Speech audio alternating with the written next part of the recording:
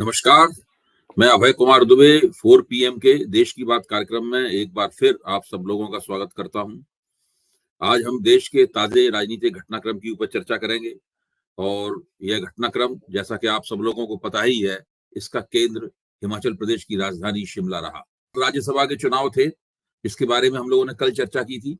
उत्तर प्रदेश में यानी लखनऊ में और शिमला में राज्यसभा के चुनाव में भारतीय जनता पार्टी ने बड़े पैमाने पर अपने पक्ष में क्रॉस वोटिंग कराई और हिमाचल प्रदेश से उसने कांग्रेस के उम्मीदवार को हराकर अपने उम्मीदवार को जिताने में असाधारण सफलता प्राप्त की। इसी तरह उत्तर प्रदेश में भारतीय जनता पार्टी ने 8वां उम्मीदवार अपने पक्ष में जिता लिया और उसके लिए उसने जो किया वो ना तो किसी राजनीतिक नैतिकता की कसौटी पे खरा उतरता है, न ही उससे लोकतंत्र मजबूत होता है और न ही उससे चुनावी प्रक्रिया की जो वैधता है, खासतौर से राज्यसभा के चुनाव की प्रक्रिया की जो वैधता है उसकी कोई तस्दीक होती है। लेकिन दूसरा सवाल यह है कि क्या हम जब भारतीय जनता पार्टी की आलोचना करते हैं या विपक्ष के नेता जब भारतीय जनता पार्टी की आलोचना करते हैं, विपक्ष के पैरोकार जब भारतीय जनता पार्टी की आलोचना करते हैं, तो क्या वो केवल विचारधारा की दुहाई देते रहेंगे? क्या वो केवल नैतिकता की दुहाई देते रहेंगे?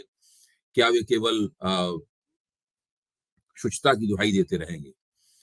वो क्या कभी अपने गिरेबान में झांक कर देखेंगे कि अपनी राजनीति का प्रबंधन करने में उनसे चूक कहाँ हुई? क्या वो ये देखेंगे कि जिस खतरे के बारे में उन्हें पहले से पता था, उसको रोकने के लिए या उसके निराकरण की या उसकी काट करने की उन्होंने पेशबंदी क्यों नहीं की? इन तमाम पहलुओं पर कल हमने चर्चा की थी। राज्यसभा के इसी चुनाव का, खासतौर से जो शिमला में हुई पाला बदल वोटिंग है, उसका दुष्परिणाम यह निकला है कि आज पूरे दिन हिमाचल प्रदेश की कांग्रेस सरकार सांसत में पड़ी रही, खतरे में पड़ी रही। आज उसे बजट पास कराना था और ऐसा लग रहा था कि भारतीय जनता पार्टी, सुबह के वक्त कम से कम ऐसा लग ही रहा था कि भारतीय जनता पार्टी तिकड़म करके, क्योंकि उसने कांग्रेस के 6 विधायक तोड़ लिए हैं और 3 निर्दलीय विधायक उसके साथ हो गए थे, तो 9, और भाजपा के पास पहले से 25 विधायक उसके जीते थे, तो इस प्रकार उसकी संख्या 34 हो गई थी और कांग्रेस के पास भी 34 विधायक ही बचे थे। यानी सत्ता पक्ष और विपक्ष की ताकत बराबर बराबर हो गई थी, 34-34 हो गई थी। अगर केवल एक विधायक और भारतीय जनता पार्टी तोड़ पाती तो आज ही वो ये दिखा देती सदन में कि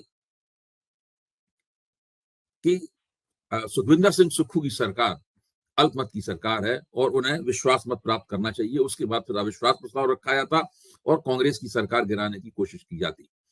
लेकिन कांग्रेस ने आखिरी वक्त में कुछ रणनीतिक चतुराई दिखाई। जैसे ही सदन की शुरुआत हुई, हंगामा हुआ और उस हंगामे का फायदा उठाकर कांग्रेस ने तेजी के साथ प्रस्ताव रखा, जिसमें भारतीय जनता पार्टी के 15 विधायकों को हंगामा करने के कारण निलंबित कर दिया गया और उस निलंबन में पूर्व मुख्यमंत्री जयराम ठाकुर भी शामिल थे। इस निलंबन के बाद फिर मार्शलों ने भारतीय जनता पार्टी के विधायकों को सदन से बाहर निकाल दिया। तो उसके बाद में जो गतिविधियां हुई सदन जब आगे बढ़ा तो उसमें बजट पास हो गया और इस तरह तकनीकी रूप से देखा जाए तो फिलहाल कांग्रेस की हिमाचल प्रदेश की सरकार बच गई है। लेकिन क्या सुखविंदर सिंह सुक्खू, जिन्हें मुख्यमंत्री बने हुए सिर्फ 1 साल हुआ है, क्या उनकी गद्दी सुरक्षित है? मेरा मानना है और हिमाचल प्रदेश की राजनीति के सभी जानकारों का मामला है कि सुक्खू की गद्दी सुरक्षित नहीं है। वो किसी भी समय उनको इस्तीफा देना पड़ सकता है। हालांकि वो अभी तक कह रहे हैं कि वो इस्तीफा नहीं देंगे और कांग्रेस की सरकार पूरे 5 साल तक चलेगी। लेकिन जैसी खबरें आ रही हैं उसके मुताबिक न केवल उन 6 बागी विधायकों ने सुक्खू का साथ छोड़ दिया है जो भारतीय जनता पार्टी के साथ चले गए थे, बल्कि 20 और कांग्रेस के विधायकों ने भी सुक्खू का साथ छोड़ दिया है। एक तरह से देखा जाए तो हिमाचल प्रदेश कांग्रेस का वह गुट, इसे राजा वीरभद्र सिंह का गुट कहा जाता है, उनकी पत्नी प्रतिभा सिंह और उनके बेटे विक्रमादित्य सिंह, उनका गुट पूरी तरीके से सुक्खू को अपदस्थ करने पर आमादा है और वो आला कमान पर दबाव बना रहा है कि आला कमान सुक्खू का इस्तीफा दिलवाएं और मुख्यमंत्री पद पर एक नया चेहरा, उनकी अपनी पसंद के चेहरे को बैठाएं। इस तरीके, केवल इसी तरीके से समझा जाता है कि हिमाचल प्रदेश में कांग्रेस की सरकार बच पाएगी।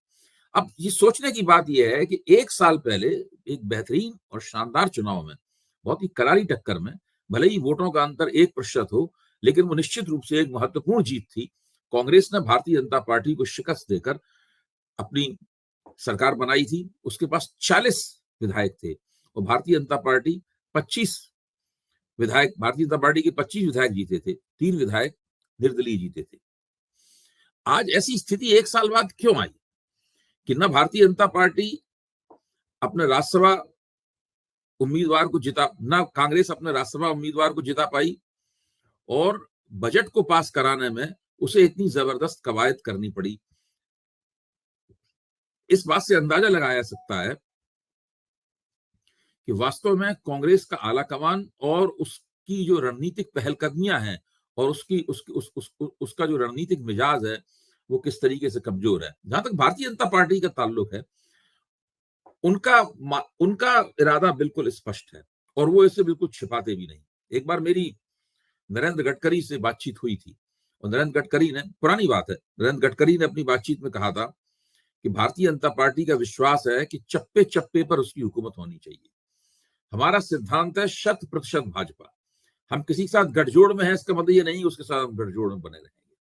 गठजोड़ में जाने का मतलब ये होता है कि हम अपनी स्वतंत्र स्थिति को बनाएं और धीरे धीरे अपना गठजोड़ पार्टनर को भी पीछे करते हुए उस जगह की, उस स्थान की, उस राज्य की राजनीति के ऊपर अपना प्रभुत्व स्थापित करें।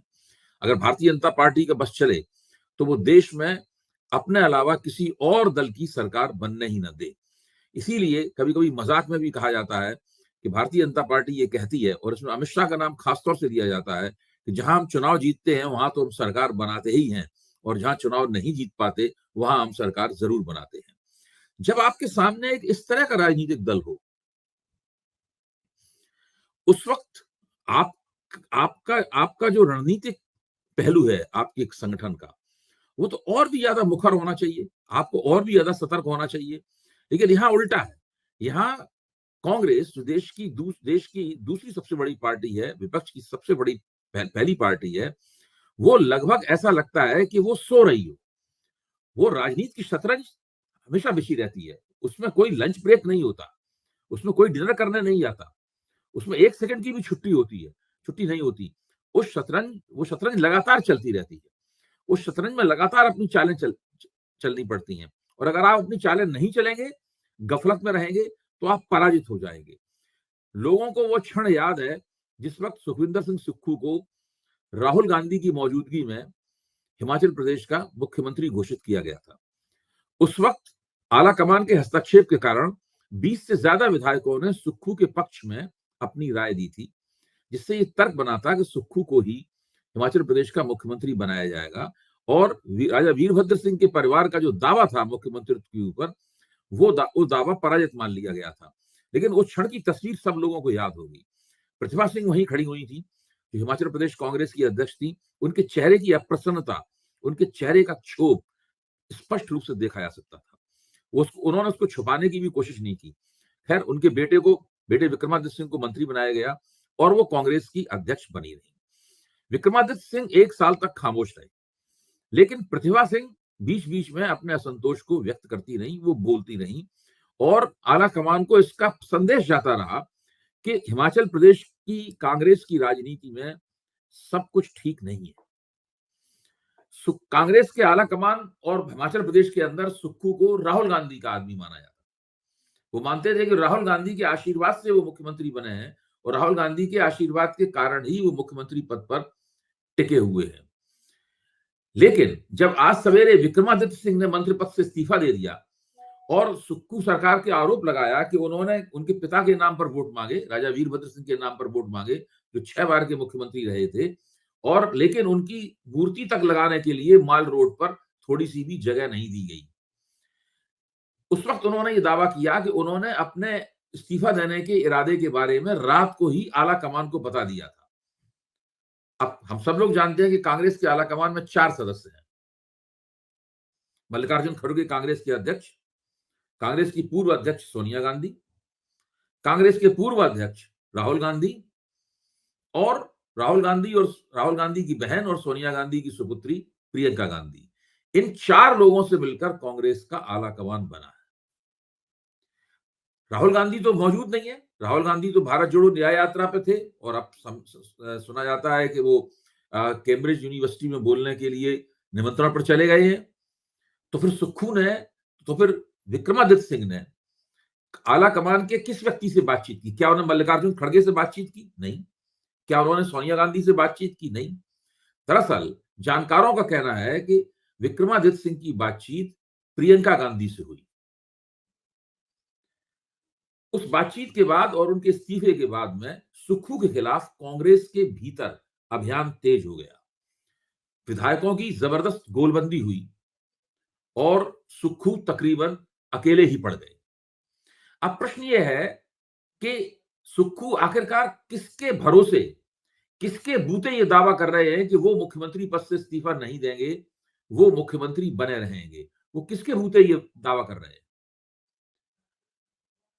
जानकारों का यह भी मानना है कि सुक्खू को कहीं ना कहीं से राहुल गांधी की तरफ से, राहुल गांधी के किसी किसी व्यक्ति के जरिए राहुल गांधी का ये भरोसा मिला है कि उन्हें कुछ दिनों के लिए अपने आप को टिका के रखना चाहिए और पीछे नहीं हटना चाहिए। और उधर विक्रमादित्य सिंह और प्रतिभा सिंह का खेमा पूरी तरीके से प्रियंका गांधी के भरोसे है कि प्रियंका गांधी का हाथ उनकी पीठ पर है। यानी हिमाचल प्रदेश में कांग्रेस के भीतर जो युद्ध छिड़ा हुआ है, उस युद्ध में स्पष्ट रूप से 2 खेमे हैं। एक खेमे के ऊपर माना जाता है कि राहुल गांधी का हाथ, दूसरे खेमे को माना जाता है कि प्रियंका गांधी का आशीर्वाद है। ये दोनों भाई बहन हैं और कभी भी ये कल्पना भी नहीं की जाती थी किसी जमाने में कि इन दोनों के बीच में कभी कोई विवाद होगा और इन दोनों के बीच में कभी कोई राजनीतिक प्रतियोगिता होगी। लेकिन हम जानते हैं कि प्रियंका गांधी लंबे अरसे से जिन दो नेताओं को कांग्रेस का महासचिव बनाना चाहती हैं, उनको उनकी तमाम कोशिशों के बावजूद कांग्रेस का महासचिव नहीं बनाया गया है। यानी प्रियंका गांधी जिस तरह से चाहती हैं, उस तरीके से कांग्रेस में उनकी नहीं चल रही है। यह भी एक सच्चाई है कि जहां राहुल गांधी चाहते हैं और जहां मौका मिलता है, वहां प्रियंका गांधी राहुल गांधी के निर्णयों को लागू नहीं होने देती है। तो भाई बहन के बीच की जो कांग्रेस की गुटबाजी है, इस गुटबाजी का क्या क्या कोई इतिहास है? मैं समझता हूं इसका एक महत्वपूर्ण इतिहास है और उस इतिहास को हमेशा हमें याद रखना चाहिए। ये इतिहास शुरू होता है 2019 में, उस क्षण से जबकि कांग्रेस बुरी तरीके से लोकसभा चुनाव हार गई थी। जैसे ही कांग्रेस हारी, राहुल गांधी ने अध्यक्ष पद से इस्तीफा दे दिया और उन्होंने दबाव बनाया कि जब उन्होंने जिम्मेदारी लेते हुए इस्तीफा दिया है, तो 3 राज्यों के मुख्यमंत्री, जिनमें मध्य प्रदेश में से कमलनाथ, छत्तीसगढ़ से भूपेश बघेल और राजस्थान से अशोक गहलोत थे, उनको भी जिम्मेदारी उठाते हुए इस्तीफा दे देना चाहिए। लेकिन तीनों मुख्यमंत्रियों ने इस्तीफा देने से इनकार कर दिया। इससे राहुल गांधी बहुत नाराज हुए और इन मुख्यमंत्रियों से उनके दरअसल संबंध उसके बाद से बहुत अच्छे नहीं रह गए। ये तीनों मुख्यमंत्री सोनिया गांधी और प्रियंका गांधी की पसंद थे। राहुल गांधी मध्य प्रदेश में ज्योतिरादित्य सिंधिया को चाहते थे। राहुल गांधी राजस्थान में राजेश पायलट को चाहते थे। राहुल गांधी छत्तीसगढ़ में केपी सिंह देव को चाहते थे। मैं ये मानता हूं कि उस क्षण के बाद से कांग्रेस के आलाकमान की जो अंदरूनी एकता है, बावजूद इसके कि आलाकमान के 3 सदस्य एक ही परिवार के सदस्य हैं, एक मां है, एक बेटा है और एक बेटी है। इन तीनों के बीच की जो एकता है, उस एकता के ऊपर उस दिन के बाद से एक बहुत बड़ा सवालिया निशान लग गया है। क्योंकि तीनों के बीच में रक्त संबंध है, तीनों एक दूसरे के ऊपर निर्भर भी हैं, इसलिए यह जो फूट है वो लगातार मुखर रूप से व्यक्त नहीं होती, लेकिन मैं ये मानता हूं कि ये अंदर ही अंदर ये फूट उबलती रहती है। समीक्षकों के जो अवलोकन होते हैं, उन अवलोकनों में इस फूट के ऊपर, इस फूट की तरफ इशारा किया जाता है और उंगली रखी जाती है, लेकिन कोई भी स्पष्ट रूप से नहीं कह पाता। आखिरकार इन चीजों के कोई दस्तावेजी प्रमाण नहीं होते, लेकिन परिस्थितिजन्य प्रमाण होते हैं, और परिस्थितिजन्य प्रमाण एक बार नहीं, बार-बार ये बता चुके हैं कि कांग्रेस आला कमान के भीतर, आला कमान के सदस्यों के बीच में, खासतौर से इन 3 सदस्यों के बीच में सब कुछ ठीक नहीं है। इनके बीच एकता नहीं है। सोनिया गांधी बुजुर्ग हो चुकी हैं, वो बीमार हैं, और वो तभी हस्तक्षेप करती हैं जबकि मामला हाथ से बाहर निकलता हुआ लगता है। बाकी कांग्रेस का काम राहुल गांधी और प्रियंका गांधी चला रहे हैं। मल्लिकार्जुन खड़गे, जिनके बारे में माना जाता था कि वो एक व्यवहारिक रूप से उन्होंने अध्यक्षता संभाल ली है और वो संगठन के रोजमर्रा के काम निपटा रहे हैं, वो भी दरअसल पिछले दिनों ऐसा लगा है कि वो नाम मात्र के अध्यक्ष बनकर रह गए हैं। उनके पास अगर कोई अर्जी लेकर जाता है, तो उस अर्जी को केसी वेणुगोपाल के नाम मार्क कर देते हैं। अर्जी केसी वेणुगोपाल के पास चली जाती है, और उसके बाद उस अर्जी के ऊपर कोई कार्रवाई नहीं होती। तो कांग्रेस इस परिस्थिति से गुजर रही है। यही कारण है कि अगर राहुल गांधी और प्रियंका गांधी में एकता होती, और विक्रमादित्य सिंह ने रात में प्रियंका गांधी को फोन करके बताया होता कि वो इस्तीफा देने जा रहे हैं, वो अब सुप्रीम के साथ काम करने के लिए तैयार नहीं है, उसी वक्त से प्रियंका गांधी की तरफ से और या राहुल गांधी की तरफ से, सोनिया गांधी की तरफ से एक पेशबंदी की जानी चाहिए थी। अपनी सरकार को बचाना चाहिए था, अपने मुख्यमंत्री को बचाना चाहिए था। अगर वो मुख्यमंत्री को हटाना चाहते, तो उसको हटाने के और भी शालीन और बेहतर तरीके हो सकते थे।